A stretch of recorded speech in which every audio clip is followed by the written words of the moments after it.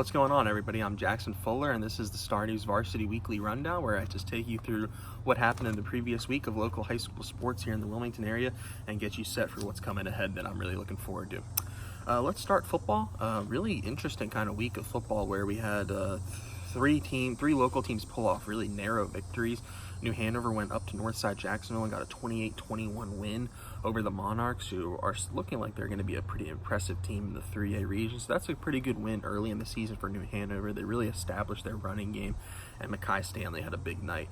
I think he kind of is separating himself a little bit from the other two running backs, but all three of them are going to be really special and key parts of the New Hanover offense this year.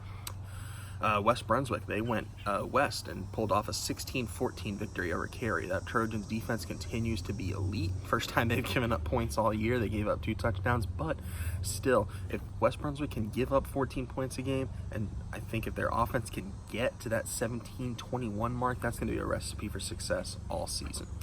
South Brunswick, a narrow 10-6 win over Ashley. That's the game I covered on Friday night. I think South Brunswick, they looked good at times, but they couldn't really capitalize on opportunities when they got inside of Ashley's red zone or into Ashley's territory. Penalties played a part for both teams, but in the end, I think South Brunswick just had a couple extra weapons and a little bit better quarterback play in Roman Dilgard, who made some crucial throws late in that game, including the touchdown pass to Keyshawn Smith that proved to be the difference. North Brunswick, some lopsided wins. North Brunswick 58-8 over Trask. Topsail 53-24 over White Oak. The Scorpions are now 2-1, and the Pirates are 4-0.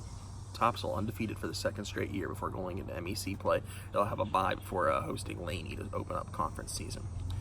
Laney, Hoggard, and Wallace Rose Hill all lost. They all went on the road and lost this week. Hoggard 0-2 for the first time since 2001.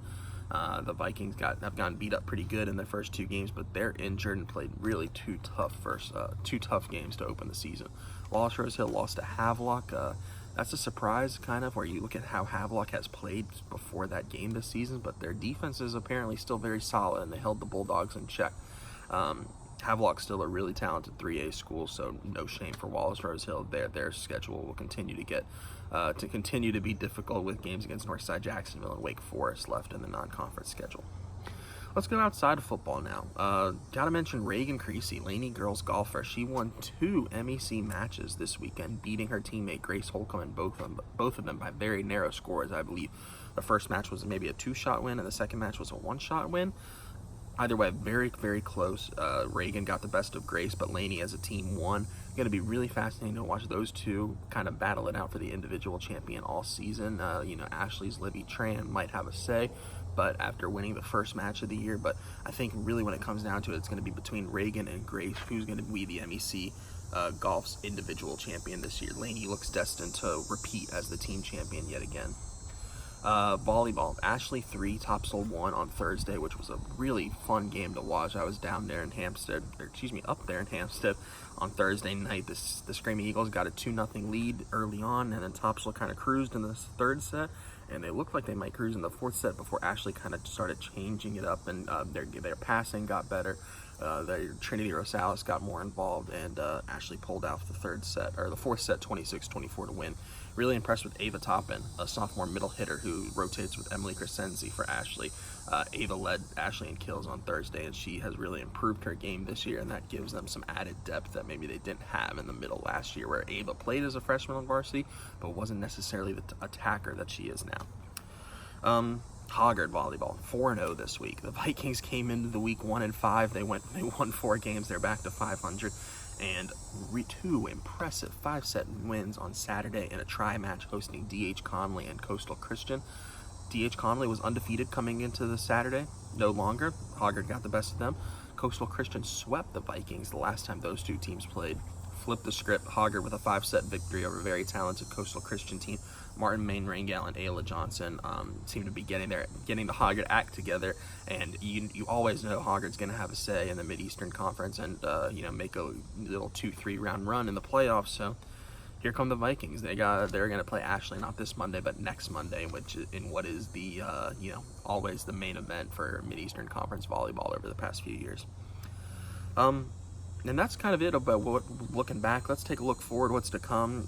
MEC soccer kicks off on Tuesday, and we've got 2 huge games, one of them in the MEC, one of them in the Coastal Rivers. First up, Coastal at Cape Fear Academy at 4:30, and then Laney at New Hanover at 6:30 over at Legion Stadium. I'm going to do my best to cover both of those games. I'm a huge soccer nut, as you know, so we'll see 2 really good tests for both of those teams early in the season, and Coastal and Cape Fear Academy both have state championship aspirations. They both want to win their conference. That'll be a great game over on the turf at Cape Fear Academy. And Laney at New Hanover, the MEC is wide open this year. I mean, coming into the season, I thought maybe Hoggard might not be able to defend their title again because they lost so much, but they've been the most consistent team in the Mid-Eastern Conference so far. So Laney and New Hanover, both teams want to get off to a good start in the MEC. Volleyball, Topsail at Hoggard. That Hoggard team I just mentioned, they're going to host that Topsail team I also just mentioned.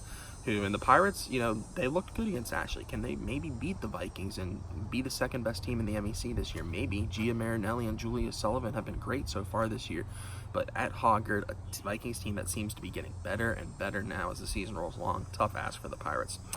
And finally, football. 2 games really I'm looking forward to this weekend. One of them is Jack Britt at New Hanover. 2 teams are both 3-0 on the year. Jack Britt, a 4A school from over there in the western area, in Fayetteville area of the state, coming down to face New Hanover. Another stiff test for the Wildcats before they enter MEC play next week.